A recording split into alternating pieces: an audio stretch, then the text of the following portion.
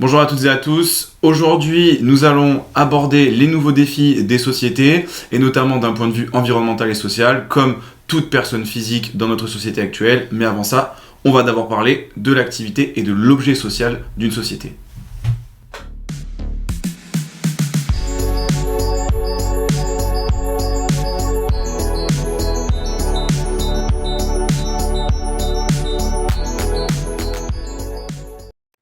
La défense de vos libertés fondamentales.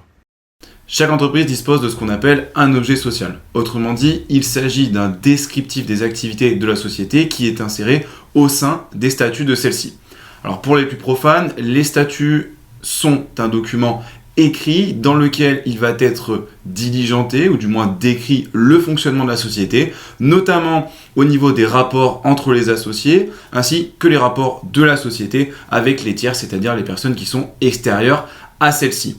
Il faut savoir qu'au sein des statuts, il y a des mentions qui sont obligatoires dont l'objet social fait partie. Par exemple, il y a aussi la forme de la société. Notamment, les statuts doivent mentionner s'il s'agit d'une société à responsabilité limitée ou bien par exemple d'une société par action simplifiée. La rédaction des statuts et notamment de l'objet social est une étape primordiale et importante pour une société puisque les statuts vont devoir être immatriculés au tribunal de commerce et vont devoir ensuite être publiés au registre du commerce et des sociétés. Est-ce que l'objet social est libre, en tout cas est-ce qu'il bénéficie d'une liberté totale dans sa rédaction ? Par exemple, est-ce qu'une société présentant au sein de ses statuts une activité de proxénétisme pourrait voir ses statuts être immatriculés ? Eh bien non, tout simplement parce que l'objet social doit être licite, c'est-à-dire qu'il doit être légal et ne doit pas contredire une habitude morale. De plus, une société qui aurait pour activité principale d'organiser des voyages vers le soleil pourrait-elle voir ses statuts être immatriculés ? Eh bien non. Parce que les statuts, enfin du moins l'objet social, en plus d'être licite, doit être possible, c'est-à-dire réalisable. Attention, l'objet social qui sera pris en compte par les juridictions ne sera pas forcément celui qui est inscrit dans les statuts, mais celui qui est effectivement exercé par la société, du moins d'après le droit européen. La question que vous vous posez sans doute et qui intervient en tout cas de manière temporaire après la rédaction des statuts et leur immatriculation, c'est de savoir s'il est possible de changer d'activité en cours de fonctionnement d'une société.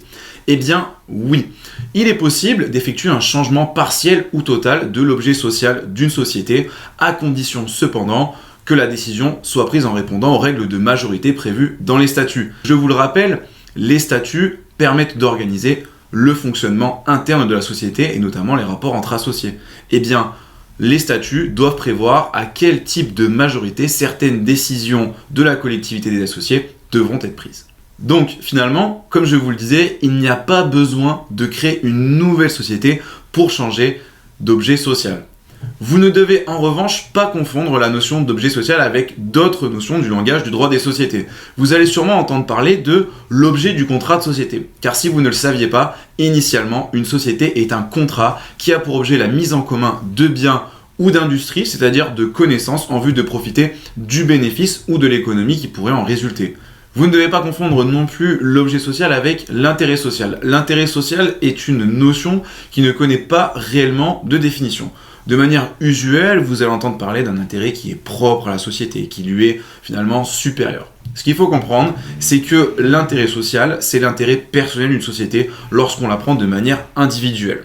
La principale différence qu'on peut noter est que l'objet social est une norme publique puisqu'elle va être rendue accessible lorsqu'elle va être immatriculée au registre du commerce et des sociétés, tandis que l'intérêt social restera interne à la société et servira de norme de comportement et de référencement pour connaître ce qui est contraire à son intérêt.